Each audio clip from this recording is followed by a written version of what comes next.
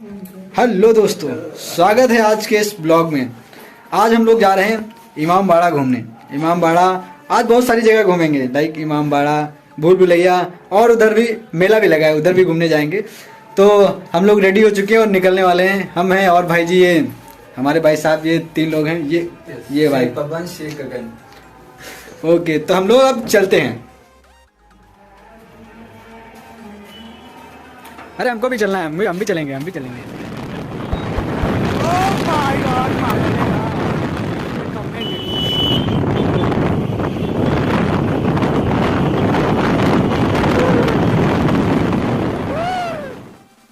तो आज हम आपको नवाबों के शहर लखनऊ में बड़ा इमाम बाड़ा घुमाएंगे, जिसको अवध के चौथे नवाब आसफुद्दौला ने बनवाया था 1784 ईस्वी में, जिसको बनाने में लगभग 11 साल लग गए। यह इमाम बाड़े की इमारत बिना किसी पिलर, बिना किसी सपोर्ट की बनी हुई है। इसमें किसी भी प्रकार का कोई भी पिलर नहीं है, ना ही कोई गिट्टी, मोरंग, सरिया, सीमेंट, इस तरह के कोई भी मटेरियल नहीं यूज किया गया है। और ये बनी इमारत है जो कि खाने पीने वाली चीज़ों से मिलकर बनी है, जैसे गुड़, गोंद, सीरा, मक्के का आटा, उड़द की दाल, अंडे की जर्दी, बेल का मुरब्बा, दरियाई सीप, राखी, चूना, सूफी, इस जैसे खाने पीने वाले मटेरियल से मिलकर बनी हुई थी। और यह जब इमारत बनाई जा रही थी उस समय अवध प्रदेश में बहुत बड़ा अकाल पड़ा था, जिसको रोजगार देने के मकसद से इसको बनाया था नवाब आसफुद्दौला ने। क्योंकि कहते हैं उस अकाल में गरीब भी गरीब हो गया और अमीर भी गरीब हो गया, इतना ज़्यादा अकाल पड़ गया था। तो रोज़गार देने के लिए आसफुद्दौला ने बनाया, और उन्होंने कहा, अमीरों से भी कहा कि आप भी काम करिए, आप भी रोज़गार लीजिए।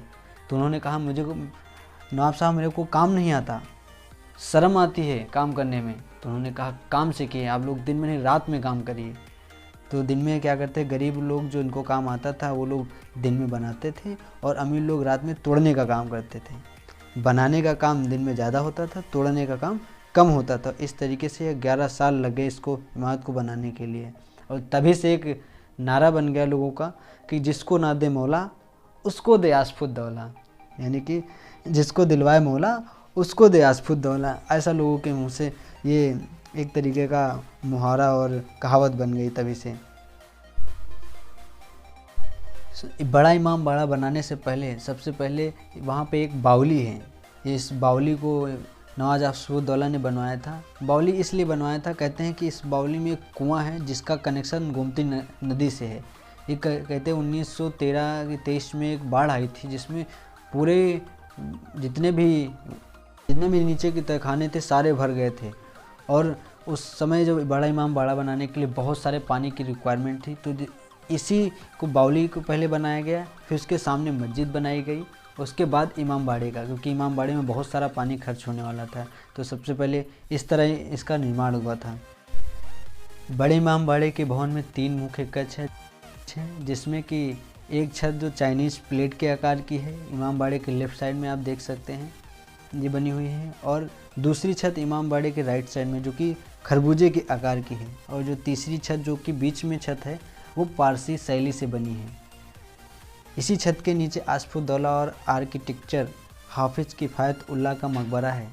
कहते हैं कि आर्किटेक्चर जो थे हाफिज किफ़ायत उल्लाह, उन्होंने नवाब साहब से कुछ नहीं मांगा, केवल अपने लिए 15 फीट ज़मीन मांगी थी, और उसी 15 फीट की ज़मीन में ही उनका मकबरा बनाया है।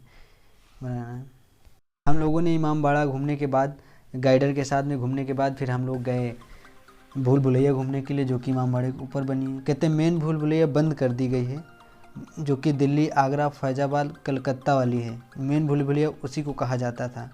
ऐसा कहा जाता था कि नीचे उस पूरे इमाम बाड़े में हीरे जवाहरात जितने भी थे, शीशे जो भी लगे थे, वो सारे के सारे सोने और चांदी के लगे हुए थे।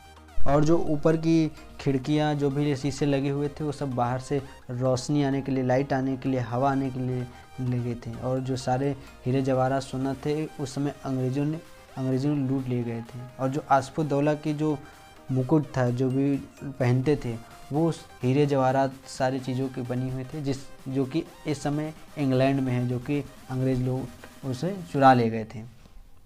भूल भुलैया में जो सुरंगें बनी हुई थी, वो इसलिए बनवाई गई थी कि कोई मुसीबत अगर जो पड़ती है हम लोगों, तो हम लोग इन भूल भुलैया, इन सुरंगों के माध्यम से हम लोग बाहर निकल जाएं। नवाब लोगों ने इसलिए बनवाए थे। अंग्रेज़ों लोगों ने सोचा कि सुरंगों में हीरे जवाहरात होंगे, तो लोग ऐसे कहते हैं कि 4000 अंग्रेज़ अंदर गए और कभी वापस आ ही नहीं पाए, क्योंकि जो सुरंगें थी उसमें 3 रास्ते थे, जो कि 2 गलत थे, एक सही था।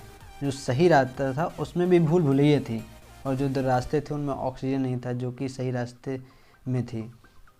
जो अभी हम लोग भूल भुलैया देखते हैं जो टॉप फ्लोर पे है, वो बेसिकली सुरक्षा की दृष्टि से बनाया गया था कि वहाँ से अगर जो कोई बाहर से आता है तो उसके पे नज़र रखी जा सकती है। आप बाहर से, इमाम बाड़ा के बाहर से अंदर का कुछ नहीं देख सकते हैं, लेकिन आप अंदर से पूरे बाहर को आप देख सकते हैं कि कहाँ पे कौन व्यक्ति जा रहा है, वहाँ से देख सकते हैं। इतनी दूर से भी इस तरीके से बनाया गया था सुरक्षा की दृष्टि से लेकर। जो भूल भुलैया के ऊपर इमाम बाड़ा पे जो छत है वो एशिया की कहते हैं सबसे बड़ी छत है, क्योंकि विदाउट सपोर्ट की है, विदाउट पिलर की है। यहीं से आप घंटा घर भी देख सकते हैं, जिसमें पिक्चर गैलरी बनी है। इसमें 5 नवाबों, 5 बादशाहों की तस्वीरें लगी हैं। इसी छत से आप रूमी दरवाजे को भी देख सकते हैं, जो कि रोमन डिज़ाइन में बनी हुई है, या केवल लखनऊ में नहीं पूरे भारत में जाना जाता है रूमी दरवाजे को। इस रूमी दरवाजे में जो डिज़ाइन बना है, जो चीज़ों को बना है, कहते हैं 2 चीज़ें पहनने और 2 चीज़ें खाने को हैं। चिकन कुर्ते का गला, नौलखा हार, पान का पत्ता और लौंग, ये 4 डिज़ाइनों से मिलकर बनी है रूमी दरवाज़ा। तस्वीरों में देख इमाम बाड़े की छत से, जो कि लगभग ज़मीन से 200 फीट ऊपर है। सोचो कि इतने ऊपर बिना किसी पिलर की, बिना सपोर्ट की है, तो एशिया की सबसे बड़ी छत ऐसे तो नहीं कही जाती होगी, ऐसे नो। इस छत से आप इमाम बाड़े की छत से पूरे लखनऊ की खूबसूरती को देख सकते हैं। वहाँ से किंग जॉर्ज यूनिवर्सिटी देख सकते हैं, जो कि नवाबों का गेस्ट हाउस हुआ करता था, जो कि अंग्रेज़ों ने दवा इलाज करने के लिए मांगा, जो कि नवाब लोगों ने दे दिया ऐसे ही, और कोई भी पैसा वगैरह नहीं लिया, जो कि आज अस्पताल खुल गया, king George medical university, medical college नाम से आज हम लोग जानते हैं उसे। यहीं से आप 3 डोर एक मीनार भी देख सकते हैं। इसको अवध के तीसरे बादशाह मोहम्मद अली शाह की पत्नी ने बनवाया था। दिल्ली की जामा मस्जिद जैसी कॉपी है। ऐसा माना जाता है कि लोग कहते हैं कि जो नवाब आसफुद्दौला थे वह बड़ा इमाम बाड़े को यहाँ पर इसे इबादत घर मानते थे, भगवान का घर मानते थे, अल्लाह का घर मानते थे, इबादत करने के लिए मानते थे। और जो चारबाग रेलवे स्टेशन है उसे हिफाजत घर मानते थे।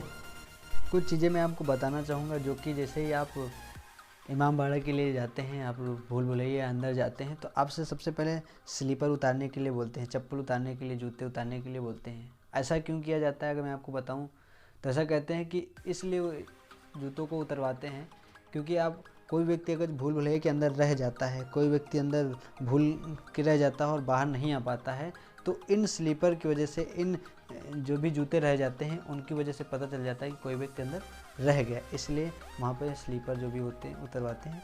कारण यही है। अगर वीडियो अच्छा लगा हो तो लाइक शेयर सब्सक्राइब करना बिल्कुल ना भूलें। मिलते हैं नेक्स्ट वीडियो में इसी के साथ। Thank you so much.